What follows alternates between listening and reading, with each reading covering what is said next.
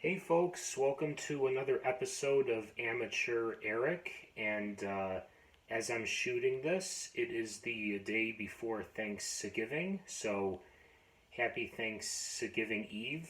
And actually a little bit about myself, and that is Thanksgiving is my favorite holiday. It's my favorite holiday for many reasons, but the one that really sets it apart from other holidays is that it's a real laid back holiday, even if you're hosting. So for today, I'm going to show you all on how to brine a turkey. Now, I actually got this recipe from two other videos from the BBQ Pit Boys. As of right now, those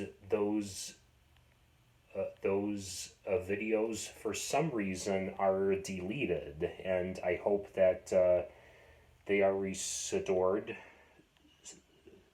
sooner rather than later. So until then, I will put a link to their channel so that you guys could check them out. And they were actually one of the first people on YouTube to have a cooking show, so they really pioneered everything when it comes to culinary shows on YouTube. So, the reason why I like to brine my turkeys is the same reason that I'm sure a lot of you guys do. But in case you don't, it's to help tenderize the turkey, make it real moist, and make it real flavorful. So let me show you how I do this. And as I said, this is a combination of the two different recipes from the BBQ Pit Boys. So first things first, I have already chopped up this onion here. Now you don't have to chop it up real fine, real thin, or chunky. Just make sure that there's a lot of pieces to one onion. So, I don't think I showed you this part, but over here, I'm throwing it all. Sorry about that. I'm throwing it all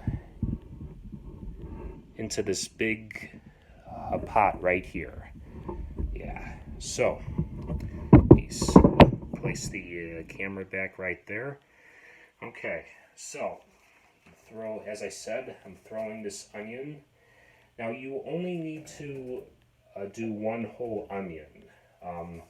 There's going to be a lot of different flavors, and you don't want one ingredient overpowering the others.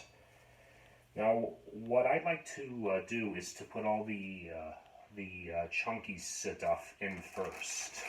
So that, I mean, especially if you're doing this in the kitchen like I am, therefore you won't have a lot of splashes when you put in the liquid stuff. Okay, so as of right now, the onion is in the pot. Now we're going to open up this bag of brown sugar. You can use dark or light. It really doesn't matter.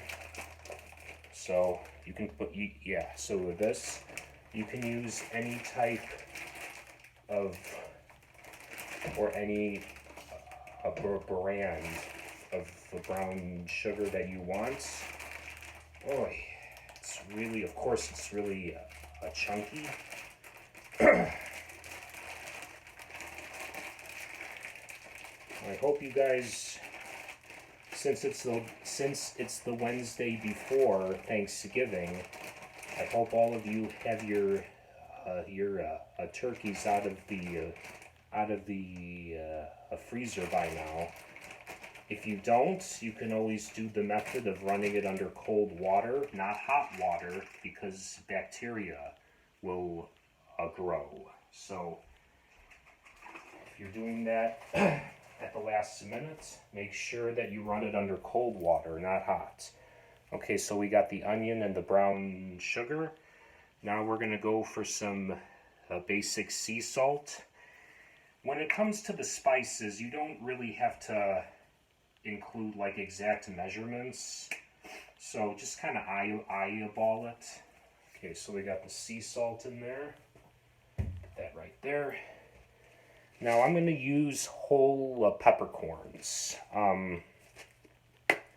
In my experience, rather than just using freshly ground pepper, the thing is that once you take the turkey out of the brine, you're going to be seasoning this again with salt and freshly ground pepper anyway. So, but for the brine, I like to add some whole peppercorns.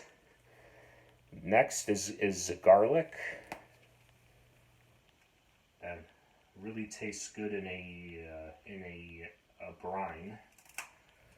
Yeah, so for the salt, peppercorns, and garlic, you can just eyeball it. For these next three, make sure you don't add a lot. So the red pepper flake, it's good to have a little bit of heat, but not that much. So just add maybe just a little bit of a shake. It doesn't have to be a healthy amount, just less healthy. Not sure how that is, but just basically like a dash of red pepper flake. For the ginger, same, just add a little bit, not a lot, because ginger is powerful. A lot of people like to use freshly slices of the ginger. I don't buy slices of ginger, so I already had the pre-ground stuff, so I'm just using that. Here, I also got some bay leaves. Now, this is one where if you add a little bit, like one or two, you're not going to taste it. And if you add a whole lot, that's all you're going to taste. So make sure the two recipes from the Pit Boys, they say you should add 4 to 6. So I like to go in the middle and add 5. Yeah, 5 of these guys right here, right in the middle. All right, now the next is the liquids. So right here, I got some orange juice. Use any type of orange juice you want. The Pit Boys and other people who have recipes on a turkey brine say that you should use oranges.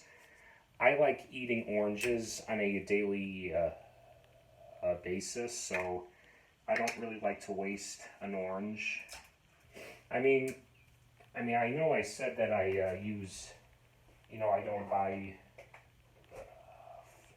like a fresh ginger, and here I am buying orange juice, but I don't know, I just like using orange juice.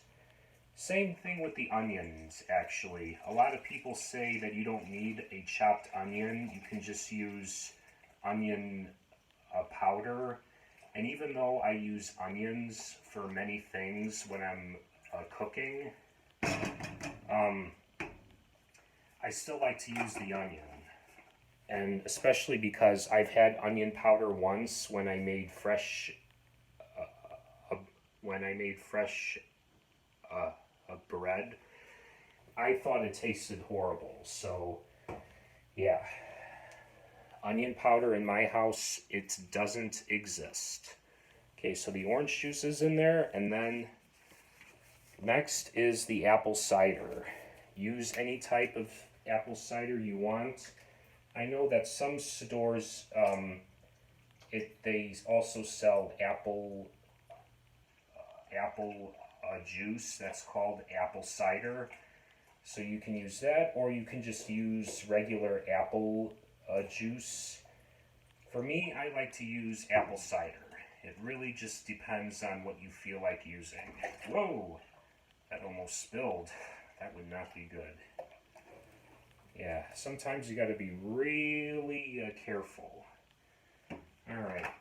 Okay, so now what we're going to do is we're going to move this so you guys can see. Yeah, here's the pot right here.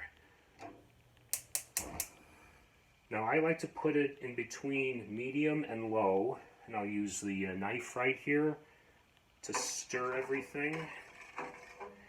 Once you, when you add the seasonings and the brown sugar first, and you add the liquids, it will pretty much dissolve. I would say maybe 80 to 90% of it will dissolve, but it's always good to stir it up anyway. Yeah. Okay. So we'll let that cook for a few minutes, but not a whole lot, because if you add heat if you add too much heat to the turkey, it will start very slowly to cook, and you don't want that right now. So right here I have a little bit more of apple cider. I also have another a gallon left over, and I just keep this on the side in case it's not enough to fill the whole bucket up. So we'll let this sit for a few minutes. Most people say you should keep it on the stove for like about 5. Just saw a piece of onion right there. All right. So next here, I think Simon and Garfunkel would like this. I got some parsley, sage, rosemary, and thyme. I'm sorry if I ruined that song, but no, this is not. I have sage, rosemary, and thyme, and basil. I could not find any parsley, but I have it right here. These sprigs, and so just make sure that you wash it with water before you use it. I have this, I did wash it, and I have it in a small bowl of water. Now I am draining the water. And right now I'm going to go put it in the cavity of the turkey. It's already in the bucket. The neck and the bag of giblets is taken out. And I will show you it after I put this in there. So I'll be right back, and you guys keep an eye on this. Be right back.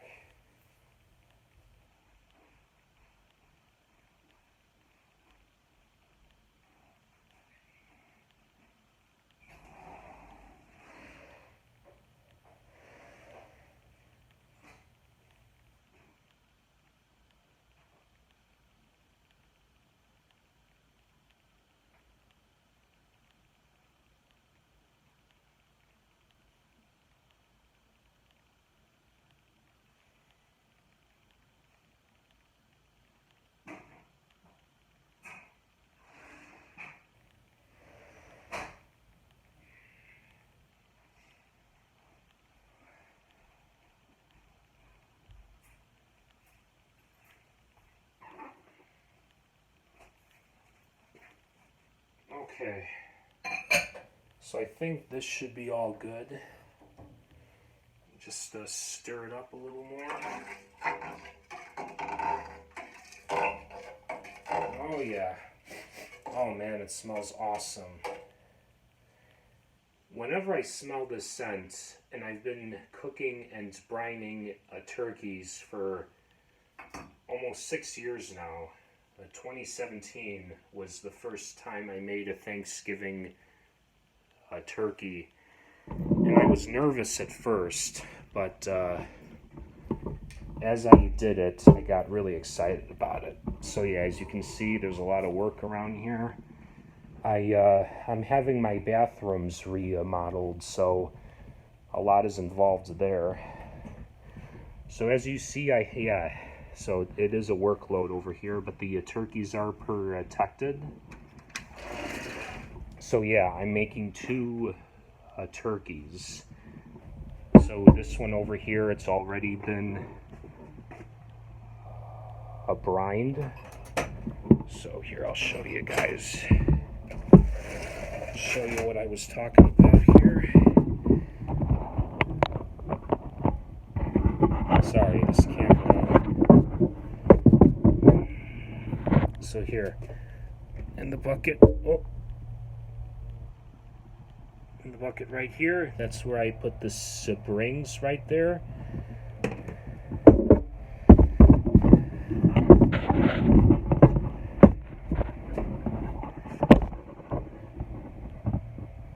Yep, right there.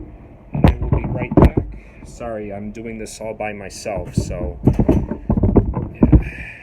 All right, I will be right back.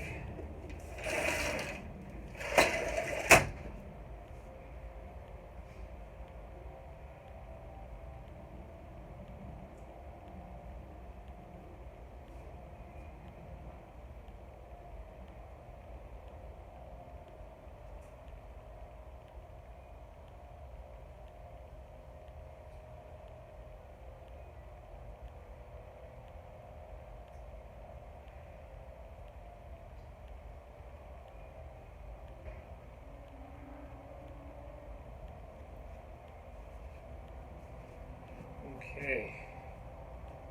Ooh, I feel a little bit of the heat right there. Okay. So I'll show you guys what it looks like after I dump it in. Okay. One of my favorite Thanksgiving tray additions. All right, here we go. There we go. Okay. What I like to do also is to pour a little bit of the brine inside of the cavity, and then the rest around it. Okay, let's see. Okay. All right. All right. Most of it is filled. I'll show you guys. Yep, see, but thankfully we got the extra apple cider. So once again, I'll be right back. Sorry, guys. That's what happens when you do it all on your own and you're an amateur.